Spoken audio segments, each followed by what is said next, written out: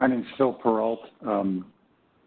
I am involved with an incident with a resident here at the building, and what originally kicked off this letter that you're looking at now, which is from about 2 weeks ago, was my dog was bitten by an owner's dog here in the building last year in June. And 14 months later, we've been arguing and fighting ever since that dog bite. And that person was not on the board when the initial attack happened, but he's now on the board of directors here at the building. And there's my name, here's the address, that's the apartment I live in. Bonnie Gold, the person who owns the dog that bit my dog, is in apartment 57B. She's on the board. I received this letter a little less than 2 weeks ago, threatening me, basically. This letter alludes to two incidents, one on June 14th, where I entered the elevator with my dog. The dog walker with the other owner's dog told me I couldn't get on, and I said, I'm getting on anyways. She left. So that was the June 14th incident. The July 13th incident from this year, Bonnie Gold was had her dog on the elevator. I entered the elevator. The door closed. I said to her, you need to muzzle your dog. And I'll get into more of the history about the dog muzzling in a bit. You need to muzzle your dog. And if you don't hear and your dog bites my dog again, I don't know what's going to happen. My dog might respond this time, unlike the first time your dog bit my dog. And my dog's bigger than yours, stronger than yours, could kill your dog. As you can see, what she said I said, though, was allegedly threatened her and her dog with violence, that my dog would kill both of them. This is slander. This is defamation right here. And so that's what this paragraph alludes to. And so there's a 14-month history with this whole incident. This is just the latest incarnation. And now she's using her power on the board to harass me. If you read the next page,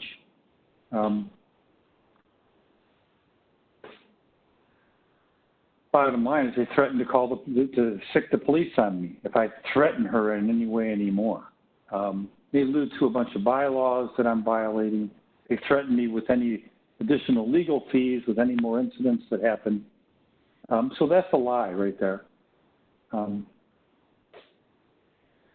They recommend that I don't get on the elevator when her dog's on the elevator. And so I want to sue both the board of directors, which she's a member of, and her personally for defamation and harassment.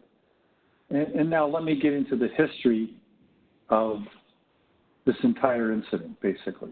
So on June 14th of last year, her dog bit my dog, okay? About 2 weeks later, the general manager found that to be the case because there was on videotape caught the dog, the bite. Here's a picture of the resulting dog bite, okay? Here are the two dogs that she owns. This larger dog is the one that did the dog bite. And this is the lobby of the building. That's how you can get back into the building when you take your dog out. This is the basement of the building where you can exit to take your dog out to go crap or for a walk. So those are the two ways the last year that you were able to get in and out of the building. These pictures were from June and July of last year showing that she wasn't muzzling her dogs. This is a letter from the building manager concluding that indeed my dog was attacked and bitten by her dog. It mentions in here that the owner meant to apologize, sorry for the action, that the owner, Bonnie Gold in this case, agreed to muzzle her dog while exiting and entering the building to avoid any future incident. It also says she'll pay the vet bill. None of this ever happened. Ms. Gold never muzzled her dog, never paid for the vet. She never apologized to me personally. So this was on the 30th of June of last year, when I received this email.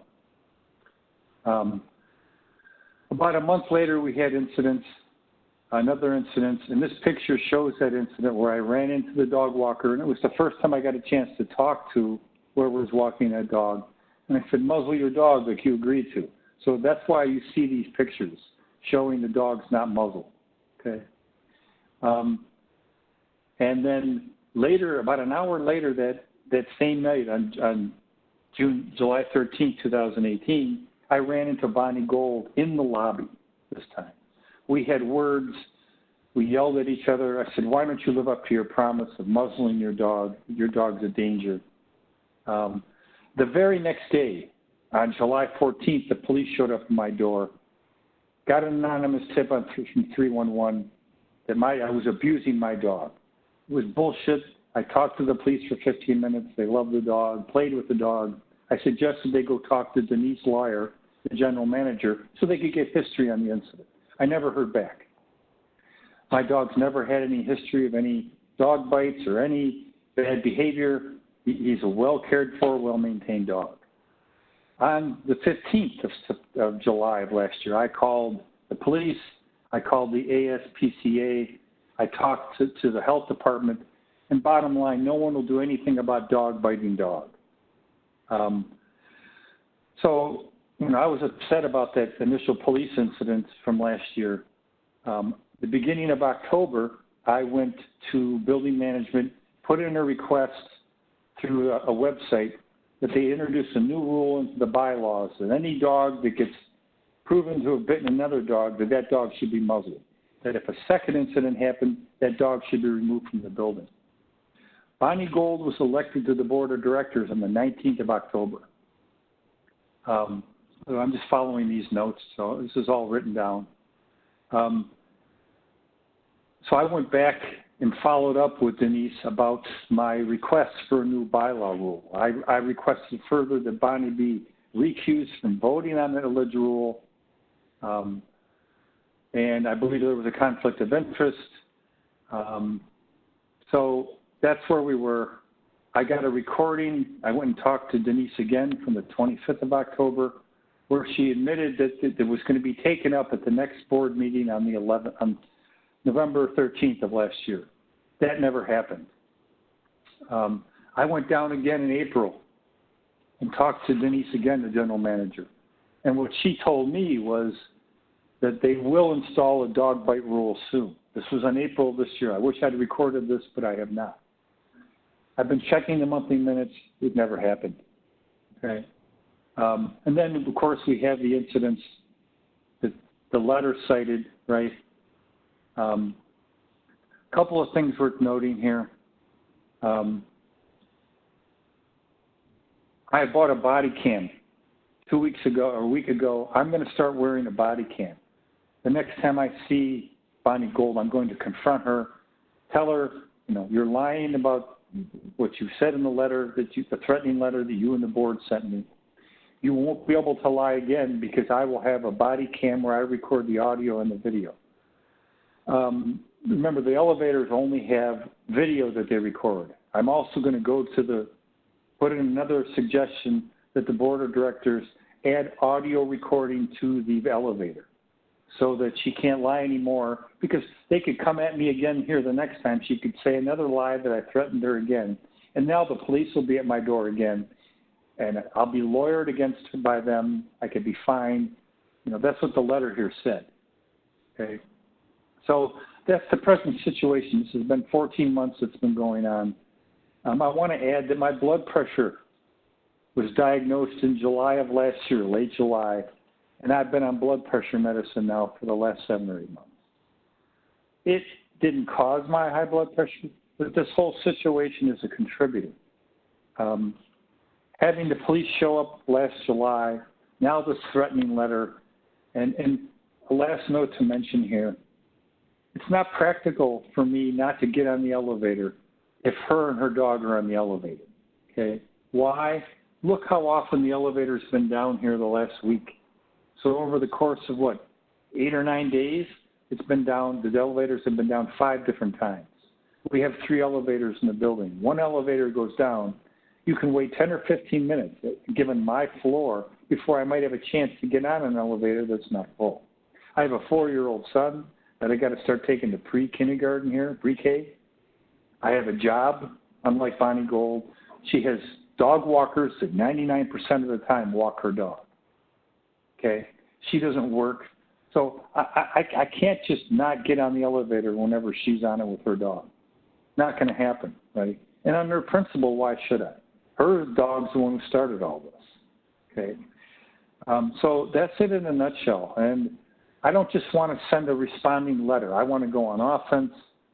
And I've been told that ARAG says if we take this up on a contingency basis, that you're allowed up to 25% of whatever money we might win. I am more than happy to bump up that amount as a carrot, as incentive, to take my case and get Bonnie Gold and the board off my back. I ultimately want the dog muzzle rule put into the bylaws. That's the real end game I've wanted all along. So I'm hoping that whatever attorney might take my case can help me with this. Anything else to add here? No, we talked about that.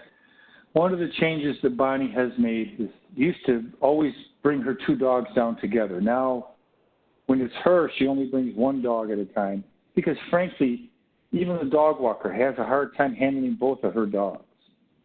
On the incident for July 14th of this year that she cited, when both of our dogs were in the elevator, we were, I was telling her, you better watch it. My dog could kill your dog if your dog bites my dog again. She could hardly control her dog. Her dog was growling, getting upset, getting angry. My dog wasn't growling or doing anything. He's a super friendly dog. So I'm hoping that ultimately the board will recuse her from the vote and vote to instill my new rule into the bylaw. There's other dogs in our building that are also very aggressive and that could be biters. So hers isn't the only dog that has the potential to attack and bite. And one last point. If I ever have my kid on the elevator and we're all together, I'm afraid my kid could reach over and try to pet her dog and get bit. Her dog has a history of biting. He's grown up around a friendly Samoyed that's big, and he has no fear of animals. So that's another fear I have. One last point to make. They just added a way to enter the building through the basement entrance. This is they added a fob. So now you can swipe your thing, and now her dog could come in when I'm exiting. So there's more potential for our two animals to interact in very small common space areas, okay? So the board's recommendation that I not get on the elevator when she's on it just isn't going to fly given how much the elevators are down. I've got time schedules to meet, and the solution is for her to muzzle her dog. She said she would muzzle her dog. The letter shows she's lied twice. If we had to, I'm sure we could dig up the police records showing that they were here July 14th of last year on an anonymous tip that I was a dog abuser. They found I wasn't. I never heard anything more about it. So I'm sure we could dig up proof that happened. I wonder if we could dig up proof that it was her that made the anonymous tip. Hopefully this is enough coincidental information, right? I've never had any other calls and complaints about my dog being abusive or me abusing my dog. So this woman has lied about me 4 times now in the last 14 months. And I know she's going to do it again, okay? So I don't want to just send a letter in response. I want to haul the board and her into court, both of them. Okay, thank you. Bye.